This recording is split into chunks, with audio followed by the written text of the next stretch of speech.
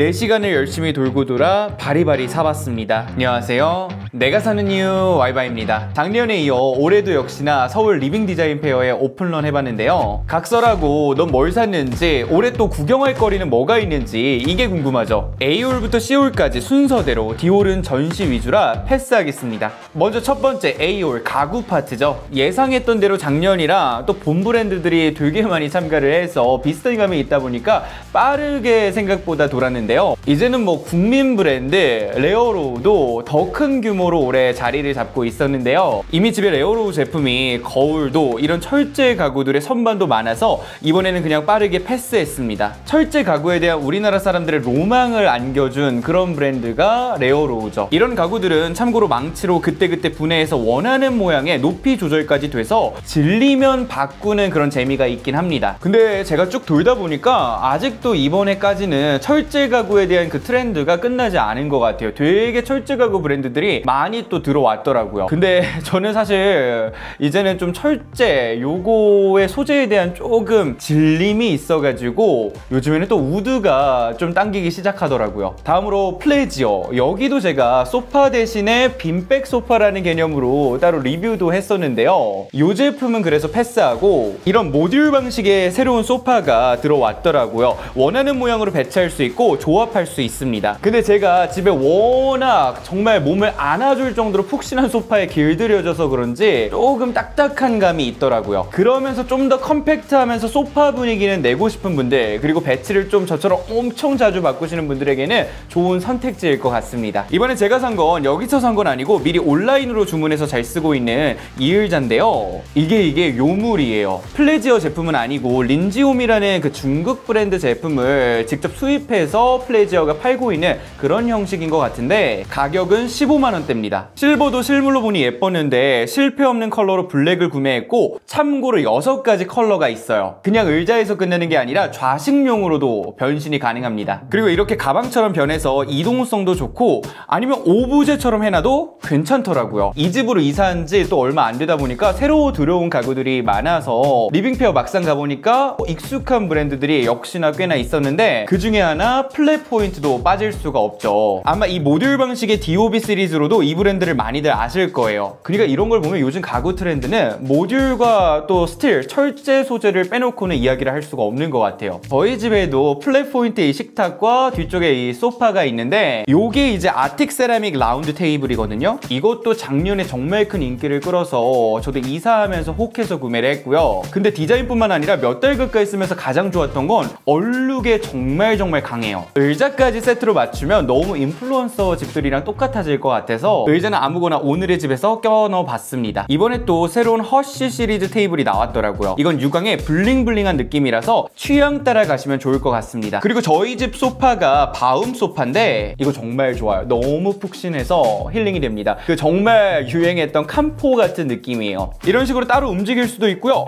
대신 부피가 좀 커서 20평대 집에서는 좀 동선의 한계가 있더라고요. 그 밖에 토우드라고 성수 매장에서 자주 봤던 브랜드인데 이 브랜드의 매력이라면 컬러의 여러 가지 조합이 가능하다는 거예요. 가격이 대신 좀 있다는 게 단점인데 그 사이에 여러 가지 또 모듈 방식의 가구들이 많이 들어왔더라고요. 참고로 성수 매장에는 이제 전시품을 팔고 있다 보니까 그게 훨씬 더 저렴합니다. 이번에 LG랑 협업해서 출시를 앞두고 있는 이런 상업용 가구도 있었는데 신기하던데요. 근데 디스플레이만 몇 천이라고 합니다. 그리고 린텍스라는 브랜드가 있었는데 A컬러스 샵에 있는 그 칠판 보드 전문 브랜드인 것 같더라고요. 이런 거는 집이 조금 더 커지면은 약간 오브제 겸 보드 겸 동시에 좀 쓸 수 있을 것 같아서 마음속에 고스란히 좀 저장하고 왔습니다. 마이초이스도 꼭 들려보세요. 서촌에 이게 본 매장이 있거든요. 그래서 저도 이전에 방문을 해봤었는데 펜도라는 일본 가구를 수입해서 판매도 하거든요. 이 의자를 그때부터 탐내고 있었는데 비쌉니다. 100만 원이 훌쩍 넘어가요. 다양하게 이 좌판의 컬러랑 그리고 주변에 이 소재도 선택이 가능해서 직원분이 상담 진짜 잘해주시거든요. 꼭 서촌도 리빙페어도 가보세요. 이제 비홀로 넘어가서 여기서 구매를 좀 했는데 일광전구 역시나 리빙페어에 안 들어오면 서운하죠. 다른 건 사실 이제는 너무나 우리 눈에 익숙하고 다른 집들에 너무 많다 보니까 이런 것들은 건너뛰었고요. 이번에 리빙페어에서만 단독으로 또 구매가 가능하다고 하는 미니 사이즈의 스노우맨이 있다고 해서 그걸 구매했습니다. 이게 되게 신기하더라고요. 이런 식으로 키트 안에 들어있고 자석으로 붙여서 걸 수도 있고 따로 또 추가 키트를 팔아서 벽에 붙이거나 이런 식으로 매달 수도 있어요. 근데 다이소 가면 이런 와이어줄을 팔아서 저는 여기에 걸어볼까 합니다. 그리고 요게 아마 한정판으로 알고 있는데 도킹 스테이션이라고 해서 기존 미니 사이즈를 조금 더 위로 올려줄 수 있는 그런 역할이에요. 그리고 홉티미스트에서도 마지막에 막판에 충동적으로 또 구매를 했는데요. 아마 콜란샵이나 이런 데서도 많이들 이 친구들을 보셨을 거예요. 이것들이 마음에 들었으면 뭐 진작에 제가 백화점에서 사고도 남았겠지만 제 눈에 들어온 건 다른 거였어요. 직원분이 갑자기 블루투스 스피커도 있다고 해서 이게 또 예약 판매 중이라고 해서 온라인에는 없고, 그래서 2개월 뒤에 받기로 하고 30만 원대 정도를 걸고 미리 구매하고 왔습니다. 소리가 빵빵하고요. 디자인이 일단 메리트가 있어서 원하시는 분들은 꼭 리빙페어에 달려가 보시고요. 그냥 오기는 또 사람이 아쉬워서 뭔가는 또 집어와야 되다 보니까 이것과 어울릴 만한 것으로 좀 작은 사이즈로 데려왔습니다. 무드가 너무 사고 싶었는데 저건 120만 원이라고 합니다. 딱 한 점 남았다고 하니까요. 또 달려가 보세요. 다음으로 키투라는 곳에서도 제가 가구 하나를 주문했는데요. 철제 질렸다고 앞에서 말해놓고 또 블랙에 취해가지고 구매를 했습니다. 두 가지를 현장에서 엄청 고민하다가 소파 앞에 사이드 테이블용으로 이 친구를 구매했는데 LP용도 괜찮을 것 같아서 또 살지 말지 아직까지 명함 받아놓고 고민 중이에요. 하단부 트레이는 추가 옵션인데 레드, 블랙, 화이트가 있더라고요. 포인트로 나름 실물로 보니까 괜찮더라고요. 이 친구들 같은 경우는 지금 리빙페어에서만 주문이 가능하고요. 가격도 나름 착해요. 제가 구매한 거 6만 원대, 그리고 LP용 같은 경우는 10만 원 중반대예요. 온라인에서는 이 모듈 타입 선반만 구매가 가능하거든요. 벽에 이런 선반을 박는 게 좀 어려우신 분들은 고민해 보셔도 꽤나 괜찮을 것 같습니다. 다음으로 비알레띠라는 곳도 이 전문가분의 설명에 홀려서 듣다가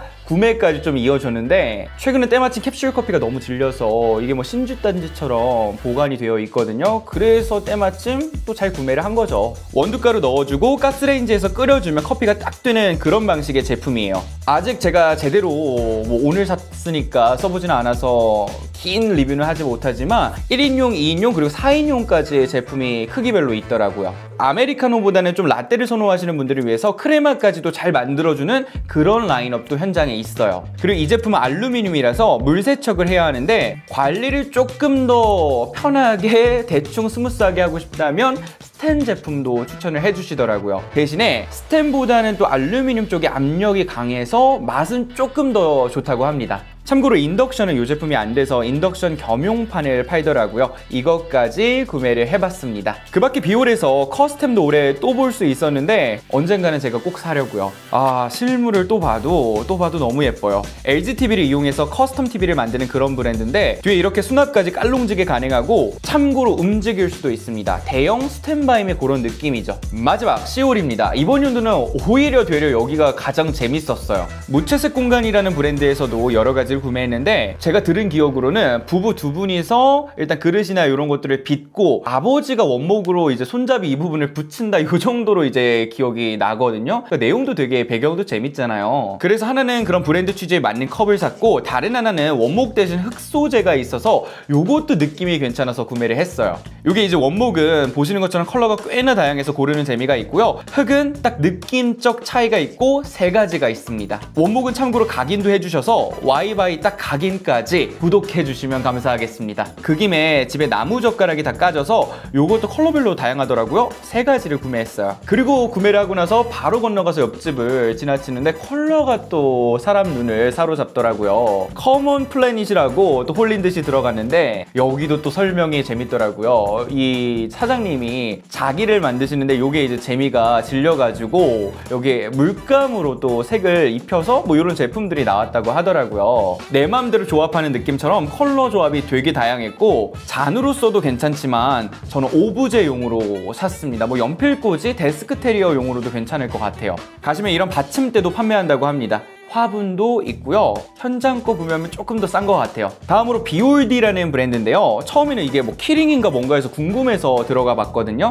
향이 나는 키링, 그런 컨셉이에요. 세 가지 향입니다. 시트러스부터 우디 향까지. 또 때마침 제가 블랙 좋아하는데 딱 원하는 컬러가 블랙이 우디 컬러라서 바로 구매를 했고요. 향만 나중에 교체하면 된다고 합니다. 이런 식으로 은은하게 걸어둬도 좋고 키링으로 딱이죠. 향기 나는 지갑 이렇게 교체해서도 돼서 경우의 수가 꽤나 있습니다. 마지막으로 테이블웨어들이 이번에 꽤나 눈에 띄는 브랜드가 많았는데 그 중에서 우시아웨어 여기가 깔롱지죠. 블랙 성애자로서 이런 식으로 가구랑 맞춤해도 약간 페이크 같은 느낌. 이렇게 해서 이번 연도 서울 리빙 디자인 페어의 오픈런을 또 해봤는데요. 구매를 굳이 안 하시더라도요, 한번 가보시면 올해의 안목을 좀 즐겨보는데 저는 충분히 도움이 된다고 생각을 합니다. 그나저나 저 진짜 눈이 터질 것 같아요. 오전에 일하고 바로 리빙 페어 갔다가 지금 또 일하고 돌아와서 촬영하고 이제 편집하고 내일 오전에 또 일을 가야 하다 보니까 잘 보신 분들은 구독, 좋아요, 알림, 댓글 꼭 부탁드리면서 주말에 조심히 잘 다녀오시고요. 오늘은 여기까지. 와이바이, 바이바이.